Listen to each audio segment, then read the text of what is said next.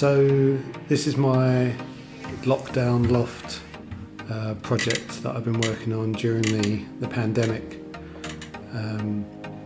This is actually part 2, but as you can see, part 1 I've already done. I've already put the floor joist in, the purlin supports which run the width of the loft, as you can see. I only decided to do a video on this halfway through, so I'll come back to how I did part 1 in another video.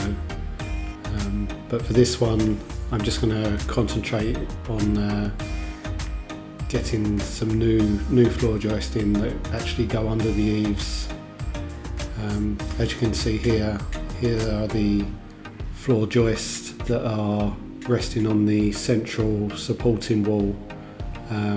This floor joist is sitting on a plywood and 4x2 packer that sit on top of the wall plate.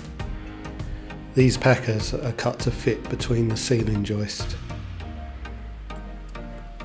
So the floor joists are going to go from there over to the eaves. As you can see, I've already cleared the insulation away, ready to put a packer on top of the wall plate at the far end. We use packers to stop the floor joists resting on the ceiling below.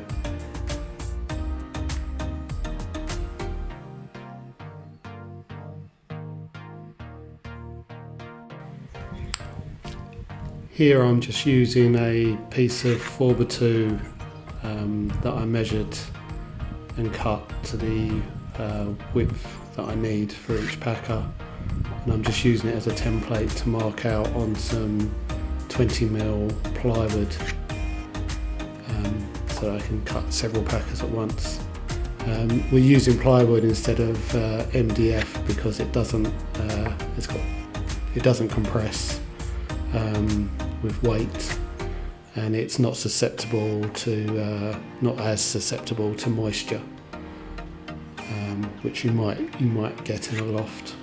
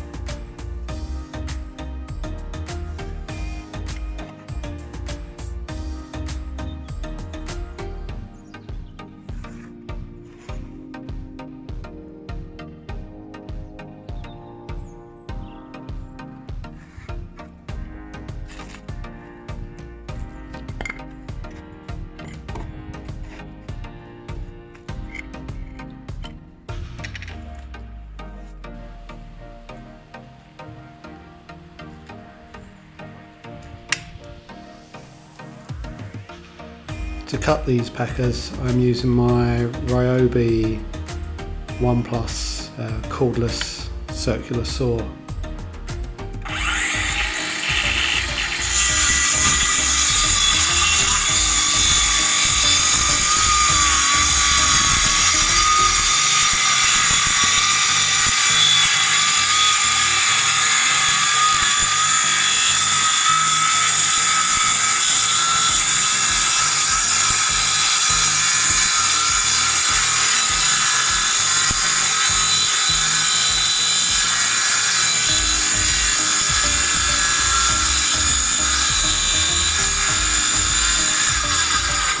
Which I've had for probably about 2 years now. It's a great tool, really easy to use, cuts 4x2, 6x2s with ease, battery lasts a good time, and it just takes away the hassle of having to run a cable or an extension lead every time you want to cut a small piece of wood or just do a small job. So I'd highly recommend this store. I've included a link in the description to the one that I'm using in this video.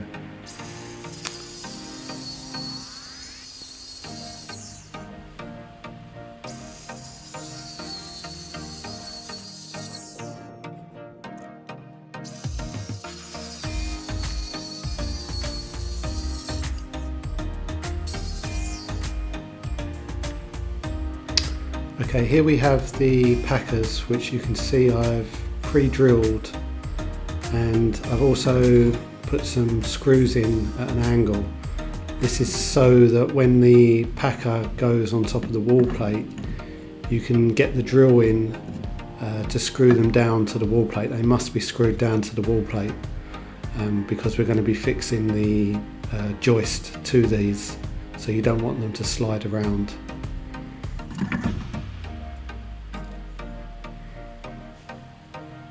So here you can see I'm just working myself into position. It's there's not a lot of head space down here, so you kind of have to use a stretched out arm, and it's a good idea to, if possible, have a extension piece on the drill driver. This really helps get the angle that you need.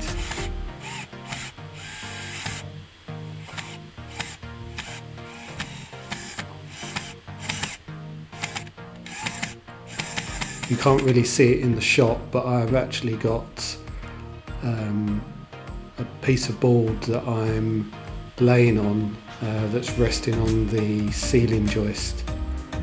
This is just to spread the weight, as I don't really want to be putting too much weight on each individual ceiling joist, because otherwise I'll crack the ceiling below.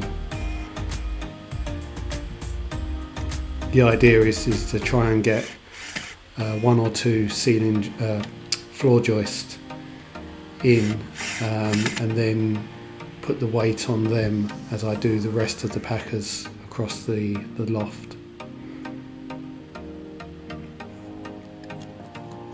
So when you're in this kind of position, you can usually do one packer either side of the ceiling joist that you're laying on.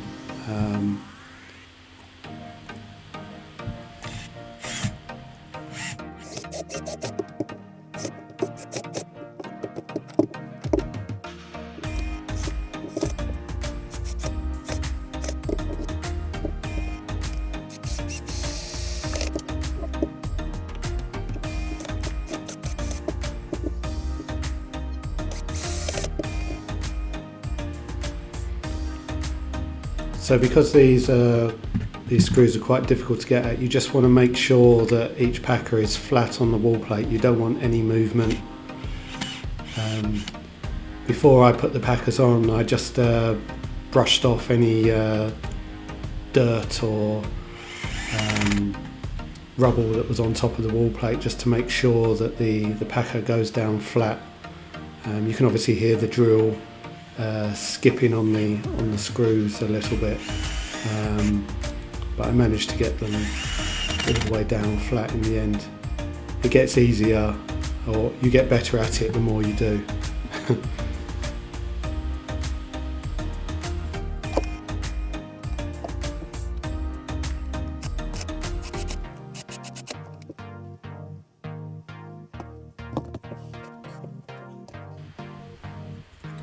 So here you can see that the packers are nice and flat on the wall plate, and next up we need to create this angle so that the end of our joist can slide on top of the wall packer, so that we have the maximum amount of wall joist sitting on the wall packer as possible. We need to create this angle that I'm pointing at with the stick. So to do this, we're just going to create a quick template. So we've got, in a minute, I'll show you a piece of scrap 6x2, which is the same piece of timber that we're going to be using for our joist. And the easy way to create the angle without having to measure it or anything like that is we just lay the 6x2 on top of the ceiling joist. Here we have the 6x2.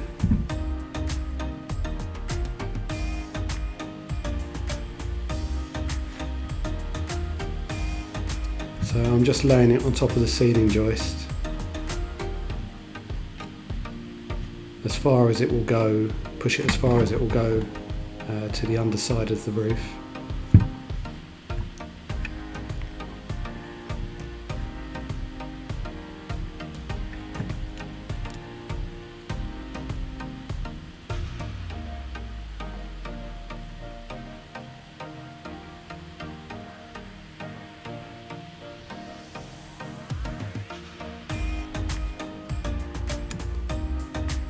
And then we just use a pencil to mark our angle.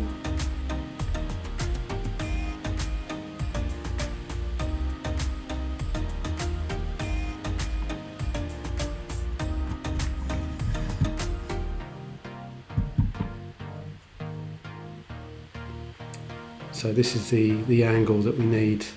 So we're just going to chop this top bit off, and then we're going to use this piece of wood as a template for our joist. So back to the Ryobi circular saw again. You can see our angle on the template.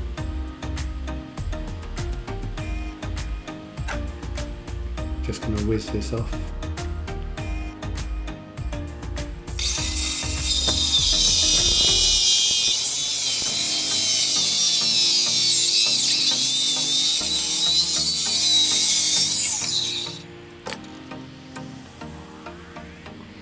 Okay, so back up in the loft, and here you can see an example of the template that I'm just resting on the packer to show you that we get the maximum amount of joists over the wall plate. Obviously we can't get the full width of the joist over the wall plate, but this is the maximum amount we can get.